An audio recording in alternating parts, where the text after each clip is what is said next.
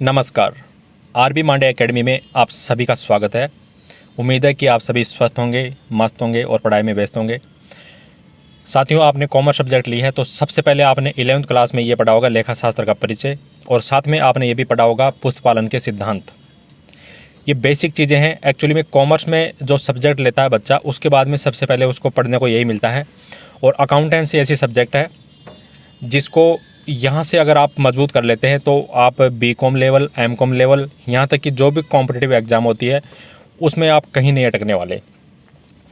और जितनी भी कॉम्पिटिटिव एग्ज़ाम होती है जिसमें अकाउंटेंट, टीआरए और भी कई सारी एग्ज़ाम होती है जहाँ पर लेखा शास्त्र का परिचय टॉपिक रहता है और वहाँ से क्वेश्चन बनता है।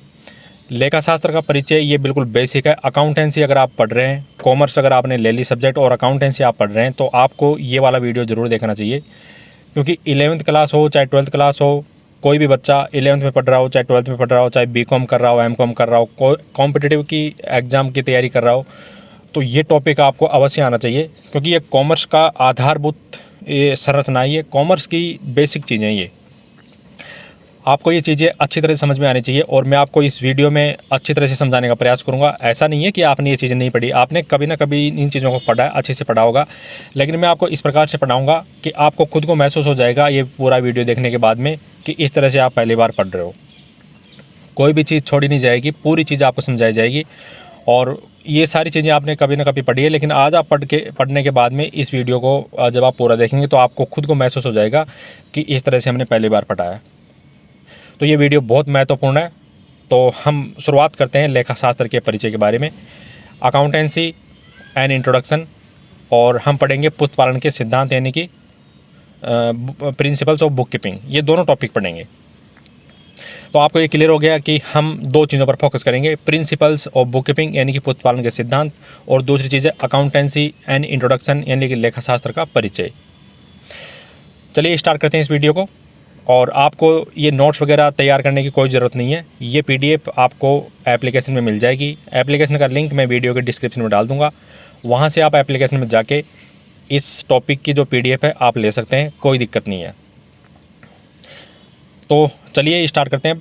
तो साथियों, सबसे पहले मैं आपको ये बता देता हूँ कि आज के टाइम में अकाउंटेंसी और अकाउंटिंग दोनों शब्द एक दूसरे के जगह हम प्रयोग कर सकते हैं, समानार्थी है, यानी कि ये सिनोनिम्स है, पर्यायवाची कह लो आप। अकाउंटेंसी की जगह आप अकाउंटिंग का भी यूज कर सकते हो और अकाउंटिंग की जगह आप अकाउंटेंसी का भी यूज कर सकते हो। दोनों सेम चीज़ है, इसमें कोई दिक्कत नहीं है, क्योंकि आज के टाइम में इन दोनों में कोई ज़्यादा डिफरेंस नहीं रहा अब। तो आपके ये चीज़ समझ में आ गई कि लेखा शास्त्र यानी कि अकाउंटेंसी तथा लेखांकन यानी कि अकाउंटिंग समानार्थी शब्द है। और सबसे महत्वपूर्ण बात है आपको समझ में आनी चाहिए, और ये इसमें बता रखा कि व्यवसाय की जो भाषा होती है उसको हम क्या कहते हैं, लेखांकन। यानी कि अकाउंटिंग को हम व्यवसाय की भाषा बोलते हैं और लेखांकन क्या है, कला तथा विज्ञान। अब कला और विज्ञान कैसे हैं साहब? देखो, इसमें जो लेखा करने वाला जो लेखाकार होता है वो क्या करता है कि कई सारे सिद्धांतों का, नियमों का पालन करते हुए इस प्रकार से खाते बनाता है। जो भी सिद्धांत में खातों का फॉर्मेट दिया गया है उसके अकॉर्डिंग वो खाते तैयार करता है। तो वो एक प्रकार की कला हो गई। और ये विज्ञान कैसे हैं साहब?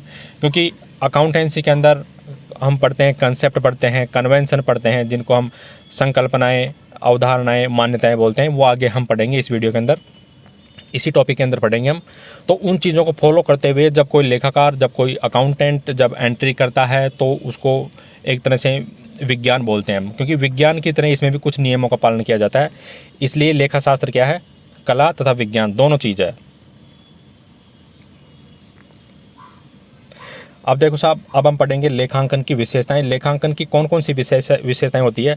अब आज के समय में सबसे पहला ये टॉपिक हम पढ़ लेते हैं कि सेवा कार्यकलाप क्या होता है। यानी कि आज के समय में जो लेखांकन है वो सर्विस बन गया, क्योंकि आप कॉमर्स सब्जेक्ट लेने के बाद में 11th-12th करते हो और साथ में आप सीपीटी आईपीसीसी करते हुए आप सीए सीएस बन जाते हो। सीए और सीएस बनने के बाद में आप विभिन्न प्रकार की कॉर्पोरेट कंपनी, सरकारी डिपार्टमेंट, इसके अलावा आप खुद का बिजनेस भी ओपन कर लेते हो। तो आप क्या कर रहे हो, सर्विस दे रहे हो। ठीक है, तो अकाउंटेंसी क्या बन गया, यानी कि लेखांकन क्या बन गया, सेवा कार्यकलाप बन गया, एक सर्विस एक्टिविटी बन गई आज के टाइम में। दूसरा है व्यावसायिक लेन देनों तथा घटनाओं को लिखने तथा वर्गीकृत करने का कला एवं विज्ञान है। अब इसमें जो भी व्यावसायिक लेन देन होते हैं, वित्तीय लेन देन होते हैं, और जो भी घटनाएं होती है उनको इसमें लिखा जाता है। साथ ही साथ इसमें क्या किया जाता है, वर्गीकृत भी किया जाता है। अब देखो लिखते काम, जो भी देखो अगर व्यवसाय छोटा है तो उसमें केवल एक बुक बनती है जिसको हम बोलते हैं जर्नल, प्रारंभिक लेखे की बुक बोलते हैं उसको। अगर व्यवसाय छोटा है तो जो भी हमारे वित्तीय लेन देन होते हैं उनको हम प्रारंभिक लेखे की पुस्तक में दर्ज करते हैं जिसको हम बोलते हैं जर्नल। अगर व्यवसाय छोटा है तो वहाँ पर केवल जर्नल तैयार की जाएगी, और यदि व्यवसाय बड़ा है तो वहाँ पर फिर सब्सिडरी बुक्स यानी कि सहायक बहियाँ काम में ली जाएगी, जो कि 8 प्रकार की होती है। तो ये लिखने की कला और विज्ञान है। साथ ही साथ अगर इसमें बात करें कि वर्गीकृत यानी क्लासिफाइड क्या होता है, आप प्रारंभिक लेखे की पुस्तकों में जब आप प्रारंभिक लेखा कर देते हो तो उसके बाद में आप बनाते हो लेजर यानी कि खाता बही। और खाता बही में आप क्या करते हो कि खाते के अकॉर्डिंग जो भी एक पर्टिकुलर खाते से रिलेटेड जितनी भी एंट्रियाँ होती है उनको आप एक ही खाते के अंदर उनके सबको समायोजित करते हो, यानी कि मदवार आइटम के अकॉर्डिंग आप वहाँ पर एंट्री करते हो। और उसी प्रक्रिया को हम बोलते हैं पोस्टिंग, जिसको हिंदी में बोलते हैं खतौनी। तो वर्गीकृत क्या हो गया, वर्गीकृत का मतलब होता है कि खाता बही में खतौनी करना। तो ये चीज़ आपको समझ में आ गई कि प्रारंभिक लेखे की पुस्तक 2 होती है साहब। प्रारंभिक लेखे की पुस्तक कितनी होती है, 2 होती है। अगर व्यवसाय छोटा है तो वहाँ पर केवल जर्नल रखी जाती है, और व्यवसाय अगर बड़ा है तो वहाँ पर सहायक बहियाँ रखी जाती है। लेखांकन में केवल वित्तीय प्रकृति के लेन देनों को क्या किया जाता है, दर्ज किया जाता है। अब देखो साहब, जो भी वित्तीय प्रकृति का लेन देन है केवल उसी की एंट्री की जाएगी लेखांकन के अंदर।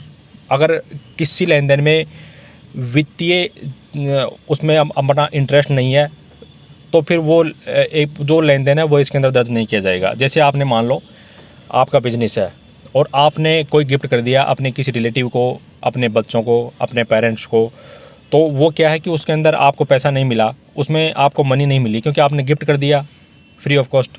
तो वो वित्तीय प्रकृति का लेन देन नहीं है। वित्तीय प्रकृति का लेन देन होता है कि आपने अगर कोई चीज़ बेची तो आपको पैसा मिले, या फिर आपने कोई चीज़ खरीदी तो आपने उसका पेमेंट किया हो, तो वो हो गया वित्तीय प्रकृति का लेन देन। अब देखो इसमें अगले वाला टॉपिक बहुत महत्वपूर्ण है। लेखांकन सूचनाएं प्रदान करता है। क्या करता है साहब, केवल परिमाणात्मक। लेखांकन के अंदर केवल परिमाणात्मक सूचनाएं दर्ज की जाती है, यानी कि वो आपको लेखांकन केवल परिमाणात्मक रिजल्ट देगा। इसमें आपको क्वालिटेटिव यानी कि गुणात्मक रिजल्ट आपको नहीं मिलेगा, ओनली ये आपको क्वांटिटेटिव यानी कि परिमाणात्मक रिजल्ट आपको देगा। इसमें आपके बिजनेस में क्या लाभ हुआ, कितनी हानि हुई, आपकी वित्तीय स्थिति कैसी है बिजनेस की, तो वो आपको आंकड़ों में बताया जाएगा। ऐसा नहीं है कि अगर आपके संस्थान का या फिर आपके बिजनेस का कोई कर्मचारी बीमार हो गया तो उसकी एंट्री आपके खातों में की जाएगी, नहीं, क्योंकि वो क्वालिटेटिव आस्पेक्ट है, गुणात्मक आस्पेक्ट है। तो लेखांकन केवल और केवल परिमाणात्मक सूचनाएं प्रदान करता है। लेखांकन में शामिल है, क्या शामिल है साहब लेखांकन में, ये सारी चीज़ें लेखांकन के अंदर शामिल की जाती है। सबसे पहले इसमें आता है अभिलेखन, ये मैंने अभी बताया। रिकॉर्डिंग, जिसको हम बोलते हैं रिकॉर्डिंग, यानी कि अगर व्यवसाय छोटा है तो वहाँ पर प्रारंभिक जो लेखे की पुस्तक बनती है उसको हम बोलते हैं जर्नल, और यदि व्यवसाय थोड़ा बड़ा है तो वहाँ पर प्रारंभिक लेखे की जो पुस्तक होती है उसको हम बोलते हैं सहायक बहियाँ। और सहायक बहियाँ 8 प्रकार की होती है। इस प्रकार से जो प्रारंभिक लेखे की पुस्तक होती है उनमें क्या करते हैं हम, अभिलेखन। और दूसरा स्टेप आता है वर्गीकरण यानी क्लासीफाइंग। हम इसमें लेजर बनाते हैं यानी खाता बही बनाते हैं, और खाता बही में हम क्या करते हैं, पोस्टिंग करते हैं, वो हम आगे पढ़ेंगे। और सारांश लेखन, सारांश लेखन का मतलब होता है कि आप समरी फॉर्मेट में आप आम पब्लिक के लिए, आम जनता के लिए आप सूचनाएं बता देते हो कि हमारा लाभ कितना हुआ, हमारी हानि कितनी हुई, हमारी वित्तीय पोजीशन कैसी है। तो आप इसमें ट्रेडिंग अकाउंट, P&L अकाउंट और बैलेंस शीट बनाते हो, इसको हम बोलते हैं सारांश लेखन। और लास्ट में होता है सूचना प्रेषित, सबसे लास्ट में आप सूचना प्रेषित करते हो। आपकी जो भी बाह्य पार्टियाँ हैं, जो भी आंतरिक पार्टियाँ हैं, इसमें आप उनको इन्फॉर्मेशन देते हो कि साहब हमारी वित्तीय स्थिति ऐसी है, हमारा व्यापार का लाभ या फिर घाटा इतना है।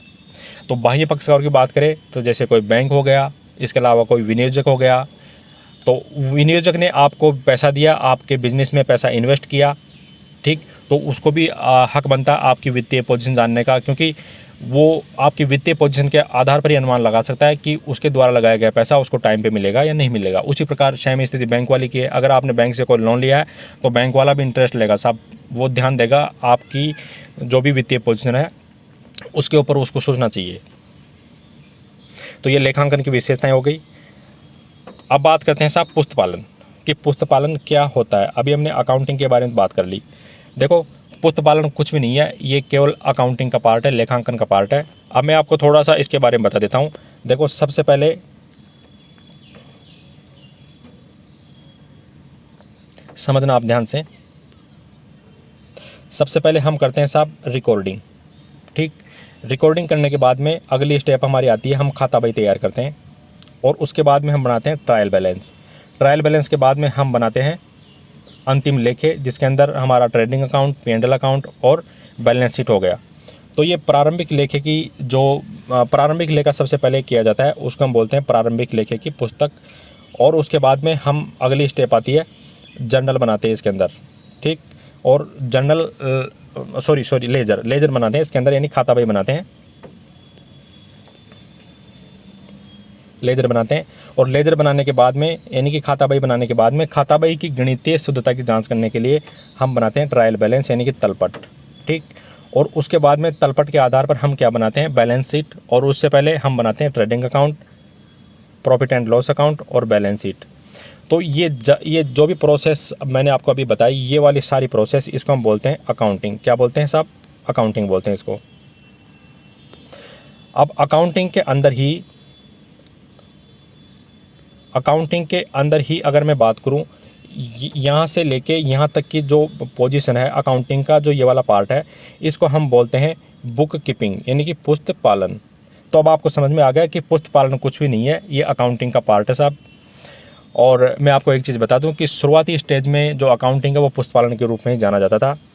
तो आपको समझ में आ गया होगा, मुझे उम्मीद है, कि बुक कीपिंग और अकाउंटेंसी में क्या डिफरेंस है। कुछ भी नहीं है साहब, कि बुक कीपिंग जो है वो अकाउंटेंसी यानी कि अकाउंटिंग का ही पार्ट है और इसके अलावा कुछ भी नहीं है।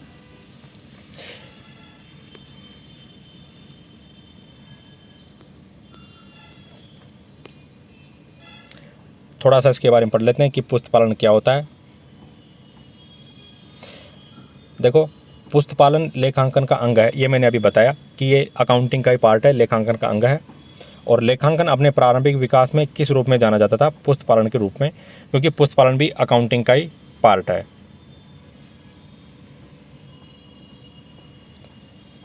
पुस्त पालन, देखो साहब, पुस्त पालन दो शब्दों से मिलकर बना है, पहला है पुस्तक और दूसरा है पालन। अब पुस्तक का मतलब क्या होता है और पालन का मतलब क्या होता है, अगर इन दोनों का मतलब हम समझ गए तो फिर बाद में पुस्त पालन हमारी समझ में आ जाएगा। देखो, पुस्तक का मतलब होता है व्यवसाय की हिसाब किताब की पुस्तकें। व्यवसाय में जो भी हिसाब किताब की पुस्तकें रखी जाती है वो हमारी पुस्तकें कहलाती है साहब। और पालन का मतलब क्या है कि निश्चित सिद्धांतों के आधार पर हिसाब किताब पुस्तकों में लेखा।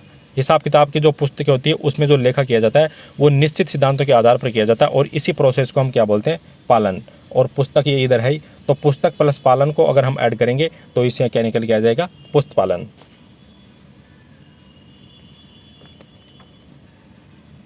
सारांश रूप में पुस्त पालन का अर्थ क्या होता है, देखो साहब, व्यावसायिक व्यवहारों को लेखा पुस्तकों में निश्चित विधि एवं सिद्धांतों के आधार पर लिखने का कला एवं विज्ञान है। ठीक, इसका उद्देश्य एक निश्चित अवधि में लाभ हानि तथा आर्थिक स्थिति की जानकारी प्रदान करना है। अब इससे लाभ हानि और आर्थिक स्थिति की जानकारी मिलेगी, क्यों, क्योंकि पुस्त पालन अकाउंटिंग का पार्ट है। तो ये सारांश रूप में आपको समझ में आ गया होगा कि पुस्त पालन का अर्थ क्या होता है।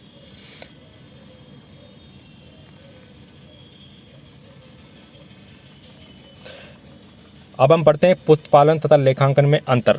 हालांकि हम पढ़ भी चुके हैं और हमारे समझ में भी आ गया है कि दोनों में क्या डिफरेंस है, लेकिन इसकी दो अप्रोच है, दो दृष्टिकोण है। उस हिसाब से भी हम इसको देख लेते हैं कि दृष्टिकोण के हिसाब से अगर देखा जाए तो दो दृष्टिकोण, एक है व्यापक दृष्टिकोण और एक है संकीर्ण दृष्टिकोण, यानी कि ब्रॉड अप्रोच और नैरो अप्रोच। तो व्यापक दृष्टिकोण तो क्या कहता है साहब, व्यापक दृष्टिकोण ये कहता है कि पुस्त पालन लेखांकन का अभिन्न अंग है। ये कौन कहता है, ये बोलता है हमारा व्यापक दृष्टिकोण। व्यापक दृष्टिकोण ये बोलता है कि पुस्त पालन लेखांकन का ही अभिन्न भाग है और कुछ भी नहीं है, यानी लेखांकन का पार्ट है। और संकीर्ण दृष्टिकोण ये बोलता है कि जहाँ पुस्त पालन समाप्त होता है वहाँ से लेखांकन प्रारंभ होता है। ये नैरो कंसेप्ट बोलता है साहब। ये बोलता है कि जहाँ पर पुस्त पालन समाप्त हो जाता है, ट्रायल बैलेंस तक पुस्त पालन चलता है और उसके बाद में अकाउंटिंग स्टार्ट होता है। ये कौन बोलता है, संकीर्ण दृष्टिकोण।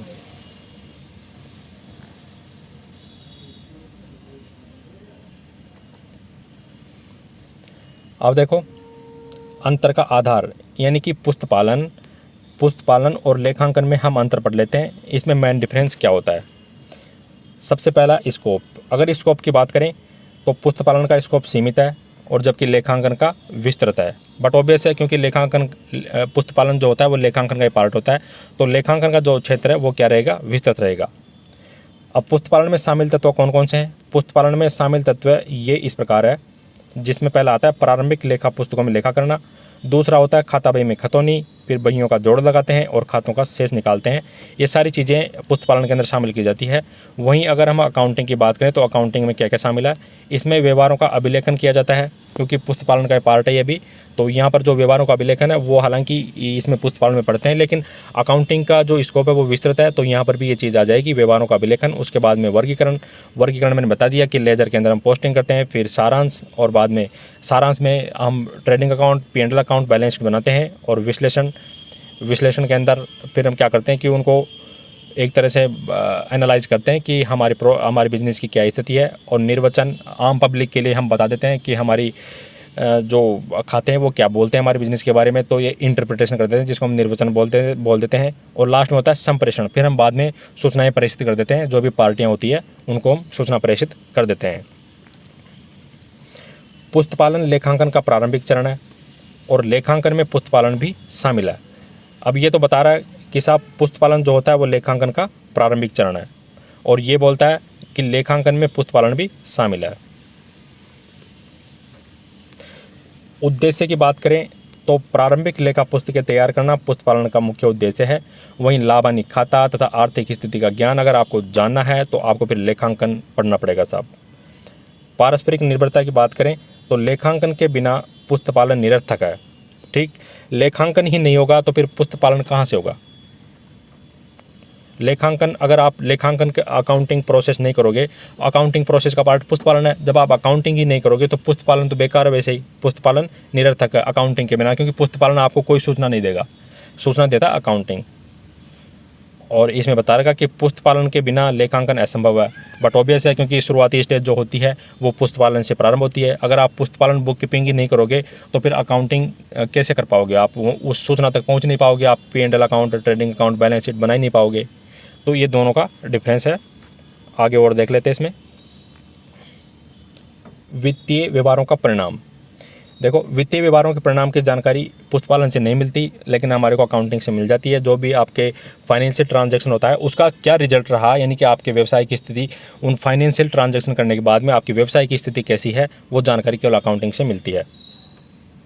अशुद्धि सुधार तथा समायोजन की बात करें तो पुस्तपालन में हम ये चीज़ नहीं करते, पुस्तपालन में हम अशुद्धि सुधार और समायोजन नहीं करते, जबकि ये प्रोसेस हम अकाउंटिंग में करते हैं। सिद्धांत की बात करें तो पुस्तपालन के स्वयं के कोई सिद्धांत नहीं है साहब, और ये लेखांकन के सिद्धांतों पर ही आधारित है, जबकि लेखांकन के स्वयं के सिद्धांत है वो हम आगे भी पढ़ेंगे, इसके कौन कौन से सिद्धांत है।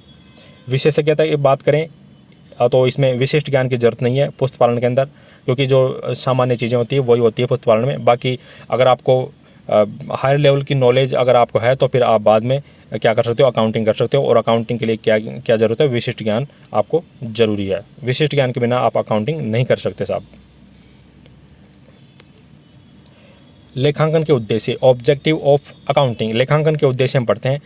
सबसे पहला इसका मुख्य उद्देश्य कि लेखांकन का मुख्य उद्देश्य क्या होता है। लेखांकन का मुख्य उद्देश्य क्या होता है, आर्थिक व्यवहारों का अभिलेखन कर निर्णय हेतु उपयोगी सूचना उपलब्ध कराना, ये इसका लेखांकन का मुख्य उद्देश्य है। इसके अलावा भी लेखांकन के जो सेकेंडरी उद्देश्य वो क्या क्या होते हैं, समस्त आर्थिक व्यवहारों का लेखा किया जाता है। लाभ हानि का निर्धारण भी लेखांकन के माध्यम से किया जाता है। वित्तीय स्थिति का चित्रण बैलेंस शीट के माध्यम से करते हैं। व्यवसाय पर प्रभावी नियंत्रण, यानी कि अगर व्यवसाय अगर आपका घाटे में जा रहा है तो फिर आप कंट्रोल करोगे कई सारी चीज़ों को। तो व्यवसाय पर प्रभावी नियंत्रण अगर आपको करना है तो लेखांकन का उद्देश्य होता है, क्योंकि लेखांकन हमारे को बता देता है कि आपके बिजनेस की क्या स्थिति है। उसके बाद में फिर हम जो बिजनेसमैन होता है वो अपने बिजनेस के ऊपर कई सारी चीज़ों को कंट्रोल करके और घाटे से प्रॉफिट की ओर मूव करता है वो। व्यवसाय में हित रखने वाले पक्षकारों को सूचनाएं उपलब्ध करवाना, ये मैंने अभी बताया। और टैक्स संबंधी विवरणी तैयार करना। अगर आपका बिजनेस प्रॉफिट में चल रहा है तो फिर आपको टैक्स देना पड़ेगा, कॉर्पोरेट टैक्स, और वो सारी चीज़ें आपको लेखांकन से मिलेगी, और लेखांकन का ये भी उद्देश्य है। और लास्ट में है वित्तीय संस्थाओं को आवश्यक सूचनाएं उपलब्ध कराना। जैसे मैंने बताया, वित्तीय संस्थाएं, जैसे मान लो कोई बड़ी संस्था है जिसने आपके व्यवसाय में पैसा इन्वेस्ट कर रखा तो वो विनियोजक है। इसके अलावा अगर कोई बैंकिंग संस्थान है, कोई फाइनेंशियल इंस्टीट्यूशन है, उन्होंने अगर आपको लोन दे रखा है तो आप उनको सूचनाएँ उपलब्ध कराएंगे। ये लेखांकन का उद्देश्य है साहब। अब हम पढ़ते हैं लेखांकन के विकास की अवस्थाएं, यानी कि लेखांकन का जन्म हुआ फिर बाद में ये बड़ा हुआ और आज काफ़ी मैच्योर है और विकसित अवस्था के अंदर है लेखांकन। तो इसकी शुरुआती स्टेज कैसे हुई साहब, इसका जन्म हुआ तब, इसका जन्म कैसे हुआ, क्या इसकी ग्रोथ थी, इसकी क्या पोजीशन थी, यानी कि इसका जन्म कैसे हुआ वो हम पढ़ रहे हैं, बेसिकली इसकी हिस्ट्री पढ़ रहे हैं।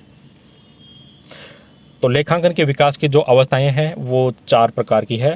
प्रथम चरण, द्वितीय चरण और तृतीय चरण और लास्ट में चतुर्थ चरण, यानी कि 4 स्टेज में हम लेखांकन के विकास की अवस्थाएं पढ़ते हैं। तो जो प्रथम चरण होता है उसको हम बोलते हैं कारिंदा लेखांकन, दूसरे चरण को हम बोलते हैं वित्तीय लेखांकन, तीसरे चरण में फिर लेखांकन का विकास हुआ प्रबंध लेखांकन के रूप में, और आज के समय में लेखांकन किस अवस्था में सामाजिक उत्तरदायित्व लेखांकन के रूप में जाना जाता है। तो हम एक एक ये जो चरण है, स्टेज है, इनके बारे में पढ़ेंगे कि इन चरणों में क्या क्या घटना घटित हुई। सबसे पहला है कारिंदा लेखांकन, इसको बोलते हैं स्टीवर्डशिप अकाउंटिंग। देखो स्टीवर्डशिप यानी कि कारिंदा क्या होता है। देखो पहले के टाइम में क्या होता था कि जो भी राजा महाराजा होते थे और वो अपनी प्रजा के लिए वो खुद ही जो भी उनकी सुरक्षा करना, उनके खाने पीने की व्यवस्था करना, अपनी प्रजा में जो भी बेरोजगारी है उसको मिटाना, भुखमरी को मिटाना, जनता का पालन पोषण करना, ये सारे काम राजा महाराजा करते थे। ठीक, अब राजा महाराजा फिर धीरे धीरे क्या हुआ कि उनके पास ज़मीन थी साहब, ज़मीन काफ़ी सारी थी उनके पास। तो ज़मीन जिनको हम परगने ठिकाने बोलते थे पहले के टाइम में, तो ज़मीन का रिकॉर्ड रखने के लिए उनको एक आदमी चाहिए था साहब, क्योंकि राजाओं के पास पहले ज़मीन थी, ज़मीन के अलावा और कोई चीज़ थी भी नहीं, और ज़मीन के लिए पहले लड़ाई होती थी। पहले जितने भी इतिहास में युद्ध हुए हैं वो एक दूसरे के ऊपर कब्जा करने के लिए, परगने जीतने के लिए, ठिकाने जीतने के लिए पहले युद्ध हुआ करते थे। आपने तराइन का युद्ध, हल्दीघाटी का युद्ध खूब पढ़ा होगा। तो वहाँ पर फिर राजा को अपनी जो भी ज़मीन है उसका लेखांकन करने के लिए, यानी कि उसका रिकॉर्ड रखने के लिए एक आदमी रखा जाता था जिसको हम बोलते हैं कारिंदा। ठीक, उसको हम कारिंदा बोलते हैं, यानी कि भू स्वामित्व का प्रबंधक बोलते हैं। और फिर बाद में क्या हुआ कि धीरे धीरे समय गुजरता गया और जो राजा है वहाँ पर क्या हुआ कि प्रजा के द्वारा लेन देन बढ़ने लग गया, लेन देन और ज़्यादा होने लग गए। और धीरे धीरे क्या हुआ कि वस्तु विनिमय यानी कि बार्टर सिस्टम से हम आगे किसी को पैसा देकर कोई चीज़ लेना, या फिर कोई चीज़ हम ले रहे हैं तो उसको हम पैसा दे देते। तो ऐसे क्या कि ट्रांजेक्शन बढ़ते गए धीरे धीरे। तो फिर राजा का भी दायित्व बढ़ने लग गया, क्योंकि चोरी चकारी गुंडागर्दी ये चीज़ें फिर बढ़ने लग गई, तो राजा का भी दायित्व धीरे धीरे बढ़ने लग गया। तो इन चीज़ों में इस प्रकार से कारिंदा लेखांकन का विकास हुआ। और मैंने आपको बता दिया कि कारिंदा लेखांकन क्या होता है, कि उस टाइम शुरुआत में हम अकाउंटिंग किस प्रकार से हम करते थे। केवल भूमि का लेखांकन करने के लिए हम कारिंदे रखते थे, वो राजा महाराजा के द्वारा रखे जाते थे साहब। तो कारिंदा लेखांकन के बारे में पढ़ लेते हैं। प्रारंभिक तौर पर लेखांकन का उपयोग कारिंदों हेतु किया जाता था, और आधुनिक दोहरा लेखा प्रणाली का उद्भव, ये सबसे इंपॉर्टेंट है, ये कई एग्जाम में पूछा जाता है कि आधुनिक दोहरा लेखा प्रणाली का उद्भव कब हुआ। तो आधुनिक दोहरा लेखा प्रणाली का उद्भव हुआ 1494 ईस्वी में। इसको हम 15वीं शताब्दी बोल देते हैं, क्योंकि 1400 पूरा हो गया, यानी कि 1401 से जब ये स्टार्ट होती है शताब्दी, उसको हम बोलते हैं 15वीं शताब्दी। तो 1401 से लेकर 1499 तक की जो ईयर होता है उसको हम बोलते हैं 15वीं शताब्दी। तो आपके एग्जाम में पूछा जा सकता है कि आधुनिक दोहरा लेखा प्रणाली का उद्भव कब हुआ, 1494, या फिर ऐसा भी आ सकता है 15वीं शताब्दी। और कहाँ हुआ साहब, एक ही स्थान है, इटली के वेनिस नगर। इटली के वेनिस नगर के एक गणितज्ञ थे जिनका नाम था लुकास पेसियोली, और इन्होंने एक पुस्तक लिखी जिसका नाम था डी कंपासेट स्क्रप्चर्स, और ये किस भाषा में लिखी गई थी, इटालियन। तो इनके द्वारा आधुनिक दोहरा लेखा प्रणाली का उद्भव किया गया। और ये मैंने सारी चीज़ें बता दी कि आधुनिक दोहरा लेखा प्रणाली का उद्भव कब हुआ, किसके द्वारा किया गया, और इन्होंने कैसे किया, इनकी कौन सी पुस्तक है, कौन सी लैंग्वेज में लिखी गई थी, ये गणितज्ञ हैं या फिर अर्थशास्त्री है या फिर कोई और आदमी है, किस प्रकार का है। ये एग्जाम में यहाँ से कुछ भी पूछा जा सकता है आपसे।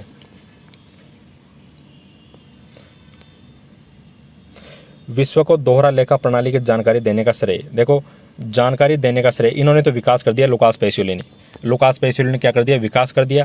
लेकिन इस चीज़ की जानकारी विश्व को किसने दी, ह्यूज ओल्ड कैसल ने दी। इन्होंने इटालियन भाषा में लिखी पुस्तक, इन्होंने इटालियन भाषा में लिखित पुस्तक, उसका अनुवाद किया अंग्रेजी के अंदर। जो इन्होंने डी कंपासेट स्क्रप्चर जो पुस्तक लिखी थी लुकास पेसियोली ने, उसका इटालियन भाषा में लिखी गई थी, और उसका अंग्रेजी में इन्होंने क्या कर दिया, अनुवाद कर दिया। और ये अनुवाद कब किया, इन्होंने अनुवाद किया साहब 1543 ईस्वी में। और ये पुस्तक कब लिखी गई थी, ये लिखी गई थी 1494 ईस्वी में। लेकिन इसका अंग्रेजी में अनुवाद कब किया गया, 1543 ईस्वी में। इसको हम बोल देते हैं 16वीं शताब्दी भी। अब एक इम्पोर्टेंट फैक्चुअल डाटा और है कि बही खाता की अंग्रेजी पद्धति, ये एक पुस्तक है, बही खाता की अंग्रेजी पद्धति। अब ये पुस्तक किसने लिखी साहब? ये पुस्तक लिखी एडवर्ड जॉन ने। और कब लिखी? 1495 ईस्वी में। 1495 ईस्वी में ये पुस्तक लिखी। और यहाँ से भी अक्सर क्वेश्चन पूछ लिया जाता है एग्जाम में, तो ये चीज़ें आपको अच्छी तरह से आनी चाहिए। ये फैक्चुअल डाटा है, इसमें समझाने की कोई ज़्यादा ऐसी कोई बात नहीं है। आप खुद इन चीज़ों को अगर आप क्लेम करोगे, समझोगे, तो आपको ये चीज़ें अच्छी तरह से याद हो जाएगी। यहाँ पर मैंने फिर से आपके लिए सुविधा के लिए अलग से लिख दिया कि ये जो 3 नाम है ये बड़े फेमस ये बड़े फेमस है नाम, और इन्होंने क्या क्या किया वो हमने अभी पढ़ा। और दोबारा से मैंने यहाँ पर इनको थोड़ा सा सिस्टमेटिक रूप में लिख दिया ताकि आपको एक जगह चीज़ें मिल जाए। तो दोहरा लेखा प्रणाली का जन्मदाता कौन है? Lucas Pacioli. और इन्होंने दोहरा लेखा प्रणाली का विकास कब किया? 1494 ईस्वी में, जिसको हम 15वीं शताब्दी बोल देते हैं। और इन्होंने कौन सी पुस्तक लिखी? ये ह्यूज ओल्ड केसल है। इन्होंने क्या किया? अब देखो, इधर तो हमने पढ़ लिया लुकास पेसियोली। लुकास पेसियोली ने क्या किया कि दोहरा लेखा प्रणाली का जन्मदाता है साहब लुकास पेसियोली। और इन्होंने 1494 ईस्वी में डी कंपासेट स्क्रप्चर नामक से इटालियन भाषा में एक पुस्तक लिखी। और ह्यूज ओल्ड केसल ने क्या कर दिया? इन्होंने लुकास पेसियोली द्वारा 2 पुस्तक लिखी गई थी, डी कंपासेट स्क्रप्चर्स, उसका अंग्रेजी में इन्होंने अनुवाद किया। और अनुवाद कब किया? 1543 ईस्वी में, जिसको हम 16वीं शताब्दी बोल देते हैं। और एडवर्ड जॉन ने क्या किया? इन्होंने बही खाता की अंग्रेजी पद्धति नाम से एक नई पुस्तक लिखी। और कब लिखी? 1795 ईस्वी में, जिसको हम 18वीं शताब्दी भी बोल देते हैं साहब। तो हमने जो हमारा जो प्रथम चरण था लेखांकन के विकास का, वो हमारा पूरा हो गया। और दूसरे चरण में फिर हमारा जो लेखांकन है वो किस रूप में आया? वित्तीय लेखांकन के रूप में। वित्तीय लेखांकन के रूप में पहला हम अब आपको समझ में आ गया कि जो अकाउंटिंग है वो शुरुआती स्टेज में स्टुअर्डशिप अकाउंटिंग के नाम से जाना जाता था। और वहाँ पर क्या क्या फैक्चुअल डाटा थे वो हमने बात करी। इसके अलावा जो दूसरा स्टेप आता है, जो दूसरा चरण आता है, उसको हम बोलते हैं वित्तीय लेखांकन, यानी कि अकाउंटिंग फिर वित्तीय लेखांकन के रूप में इसका उद्भव हुआ, इसका जन्म हुआ। अब इसमें कौन कौन सी चीज़ें हैं जो एग्जाम ओरिएंटेड है? सबसे पहले ऐसा कि प्रारंभिक काल में प्रबंधक तथा स्वामी में कोई अंतर नहीं था। ठीक, प्रबंधक और स्वामी दोनों एक ही चीज़ होते थे। इस दौरान एकाकी व्यापार तथा साझेदारी की विचारधारा प्रचलित थी। और इस दौरान केवल एकाकी व्यापार और साझेदारी की विचारधारा थी, यानी कि एकाकी व्यापार और साझेदारी चलती थी, कंपनी वगैरह इसमें कोई रोल नहीं था। बाद में क्या हुआ कि बाद में व्यवसाय में पूंजी की मात्रा बढ़ने से व्यवसाय का नया स्वरूप सामने आया। और वो कौन सा स्वरूप सामने आया? संयुक्त पूंजी कंपनी, ये वाला फॉर्मेट सामने आया। कब आया? जब व्यवसाय में पूंजी बढ़ने लग गई। व्यवसाय के इस नए स्वरूप ने प्रबंधक तथा स्वामी को पृथक किया। तो आपसे एग्जाम में पूछा जा सकता है कि प्रबंधक तथा स्वामी को पृथक किसने किया? ये जो संयुक्त पूंजी कंपनी, इन्होंने प्रबंधक तथा स्वामी को पृथक कर दिया। इससे पहले एकाकी व्यापार और साझेदारी में दोनों एक ही माने जाते थे। प्रबंधकों का दायित्व भी बढ़ गया और व्यवसाय से संबंधित जो भी वर्ग है उनको सूचनाएं देना आवश्यक हो गया। इस कारण अब नई विचारधारा, जिसको हम बोलते हैं सूचनाओं का प्रकटीकरण, ये नई विचारधारा का उद्भव हुआ। और ठीक, और इसे कानूनी अनिवार्यता का स्वरूप भी दिया गया, यानी कि सूचनाओं का प्रकटीकरण आपको सबको सूचना देना जरूरी है। जो भी आपके पक्षकार है, जो भी पार्टियां हैं, आम पब्लिक है, सबको सूचना देना जरूरी हो गया। तीसरा चरण है साहब मैनेजमेंट अकाउंटिंग, यानी कि 2 स्टेप हमने पढ़ लिए कि अकाउंटेंसी का लेखांकन का जो विकास हुआ वो पहले चरण में स्टुअर्डशिप अकाउंटिंग के रूप में हुआ। उसके बाद में वित्तीय लेखांकन यानी कि फाइनेंशियल अकाउंटिंग।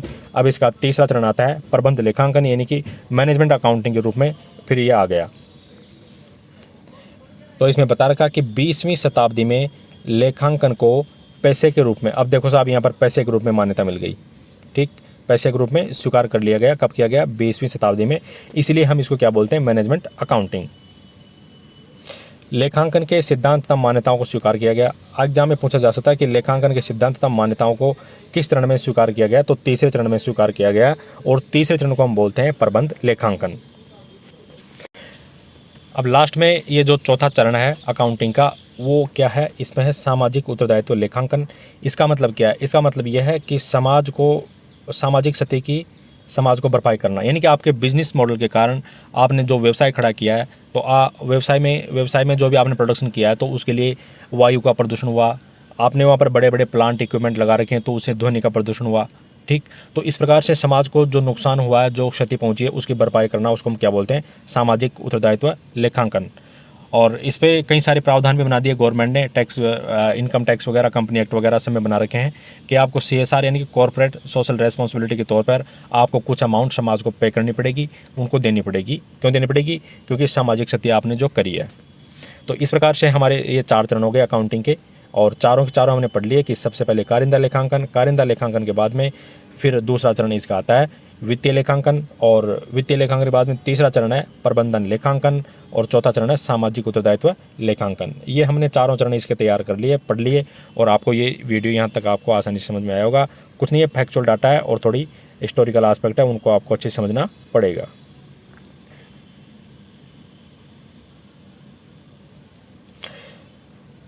अब है आधुनिक परिप्रेक्ष्य में लेखांकन में निम्न तथ्यों को भी लेखांकन की आवश्यकता के रूप में स्वीकार किया गया।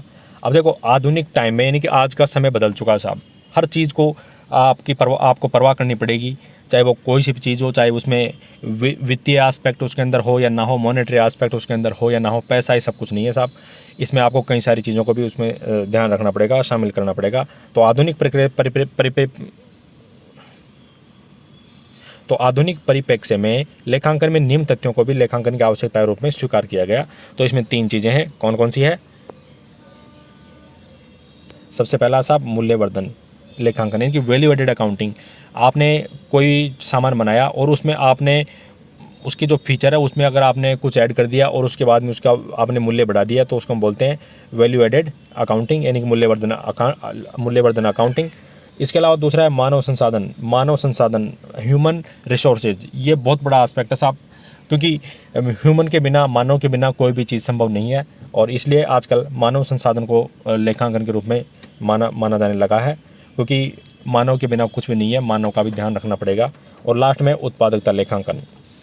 तो ये तीनों चीज़ आपके समझ में आई होगी। अब लेखांकन के उपक्षेत्र की बात कर लेते हैं कि लेखांकन के उपक्षेत्र कौन कौन से हैं।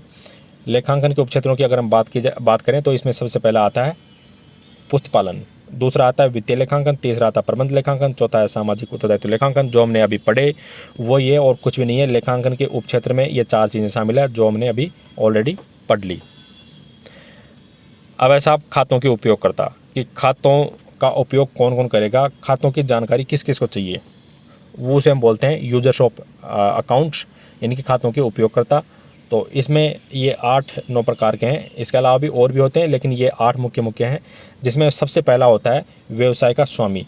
एग्जाम में आपसे अगर पूछा जाए कि लेखांकन सूचनाओं में सर्वाधिक रुचि कौन रखता है, तो व्यवसाय का स्वामी। क्यों रखेगा साहब? क्योंकि उसी को सारी परवाह करनी पड़ेगी साहब। उन्होंने उनके बिजनेस में अगर किसी इन्वेस्टर ने पैसा लगा रखा है, तो व्यवसाय का स्वामी होता है जो टाइम पे उसको देगा, और उस बिज़नेस के जो भी एम्प्लॉई है, जो भी ऑफिसर है, जो भी मैनेजमेंट है, उनको कोई चिंता नहीं है इस बात की। केवल जो व्यवसाय का जो स्वामी होता है वो इस चीज़ की टेंशन लेके चलेगा, क्योंकि उसने लोन भी लिया होगा तो उसको लोन भी टाइम पे चुकाना है।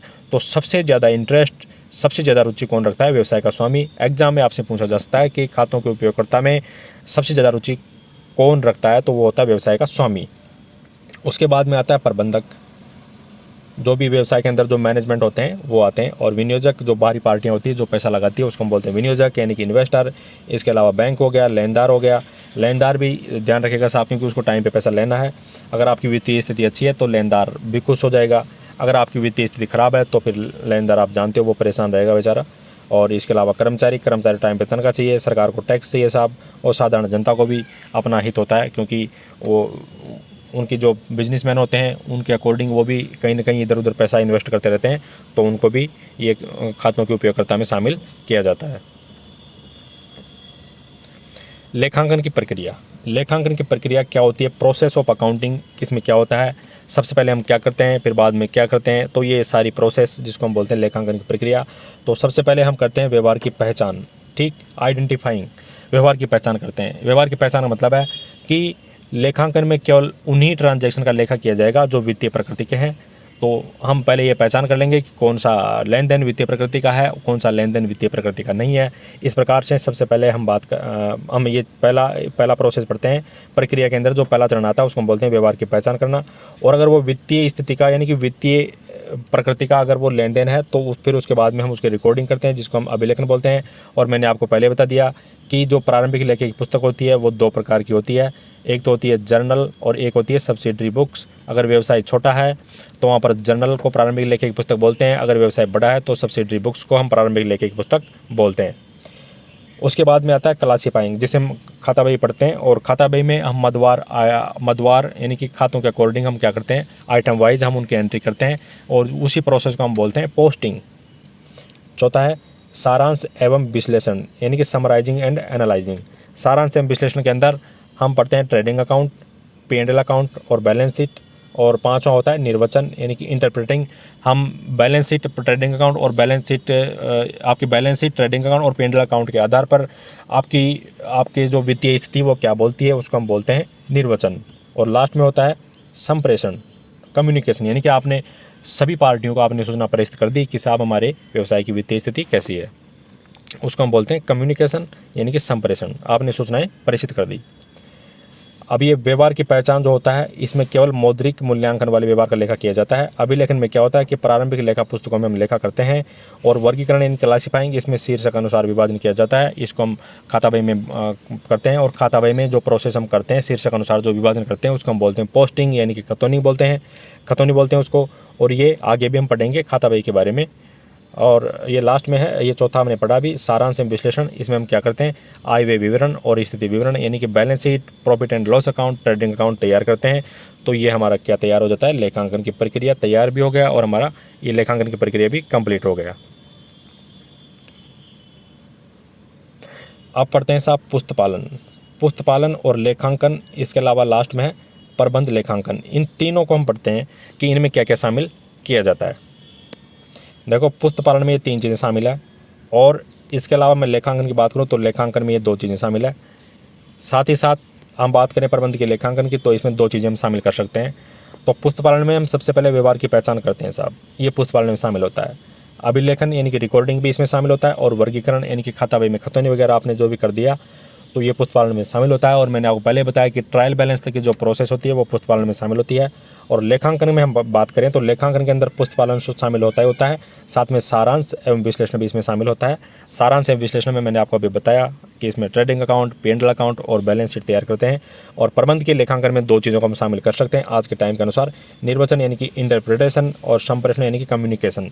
निर्वचन का मतलब है कि आपने जो अंतिम लेखे होते हैं उसके आधार पर आपने बता दिया लोगों को कि हमारी स्थिति कैसी है, हम ग्रोथ कर रहे हैं या फिर हम डाउनफॉल, हमारा बिजनेस हो रहा है, यानी कि आप लाभ कमा रहे हो या फिर घाटा कमा रहे हो, ठीक। और संप्रेषण का मतलब है कि आपने सभी को सूचना प्रेषित कर दी कि हम अब कितना पानी में है और कितना पानी के बाहर है। लेखांकन समीकरण, ये भी बहुत इंपॉर्टेंट है, अक्सर कई एग्जामों में पूछ लिया जाता है कि अकाउंटिंग इक्वेशन क्या होता है, इसको हम लेखांकन समीकरण भी बोलते हैं। अब इसमें कुछ भी नहीं है साहब, चिट्ठे को समीकरण के रूप में लिखने को हम क्या बोलते हैं, लेखांकन समीकरण, ठीक। अब चिट्ठे में 3 चीज़ होती है, क्या क्या होती है, संपत्तियां, पूंजी और दायित्व, ठीक। चिट्ठे का फॉर्मेट कुछ इस प्रकार का होता है, इस प्रकार। तो इस तरफ तो आपकी रहेगी लायबिलिटीज़ प्लस में कैपिटल और इस तरफ रहेगी आपकी असेट्स, यानी कि ये जो इसको हम बोलते हैं बायां भाग, इसको हम बोलते हैं दायां भाग, ठीक। तो ये दोनों चीज़ें हैं, लायबिलिटीज़ प्लस में कैपिटल, इन दोनों का योग हमेशा असेट्स के बराबर आएगा। ये इसको हम अगर इसको समीकरण के रूप में इस प्रकार लिख दें, यानी कि liabilities plus capital is equal to assets, तो उसी को हम क्या बोल देते हैं, लेखांकन समीकरण, और कुछ भी नहीं है लेखांकन समीकरण। अब ये लेखांकन का कार्य है। लेखांकन का कार्य हम अगली क्लास में पढ़ेंगे। लेखांकन के कार्य के बाद में लेखांकन की विधियां पढ़ेंगे हम, लेखांकन की कौन कौन सी विधियां हैं, और ये भी हम पढ़ेंगे। भारतवर्ष में 3 लेखांकन विधियां प्रचलन में है, भारतीय बही खाता प्रणाली, इकरा लेखा प्रणाली, दोहरा लेखा प्रणाली, इनकी हम डिटेल से बात करेंगे। और भी सारी चीज़ें इसके अंदर कई सारी है, वो हम पढ़ेंगे। तो आज का वीडियो अगर आपको समझ में आया, अच्छा लगा, तो वीडियो को लाइक करें। चैनल को अगर अभी तक आपने सब्सक्राइब नहीं किया तो चैनल को सब्सक्राइब कर लें। और आपके जान पहचान वाले जो भी तैयारी कर रहे हैं, आप उनको ये वीडियो ज़्यादा से ज़्यादा शेयर करें ताकि उनको भी इस चीज़ का फ़ायदा मिले। और आपको PDF लेने की ज़रूरत नहीं है यहाँ पर, मतलब कहने का मतलब ये है कि आपको PDF लिखने की ज़रूरत नहीं है, नोट्स बनाने की ज़रूरत नहीं है। आप PDF ऐप के माध्यम से आप ले सकते हैं, और PDF हमारी ऐप में मिल जाएगी आपको। ऐप का लिंक मैंने डिस्क्रिप्शन में डाल दिया है और वहाँ से आप ऐप में जाके PDF ले सकते हो। तो वीडियो कैसा लगा ज़रूर कमेंट कीजिएगा। अगर कोई कमी निकली इसके अंदर तो आप वो भी बताइएगा कि इस वीडियो में क्या कमी रही, हम उसमें आगे सुधार करेंगे। तो आज के वीडियो में सिर्फ इतना ही। Thank you for watching this video. जय हिंद, जय भारत।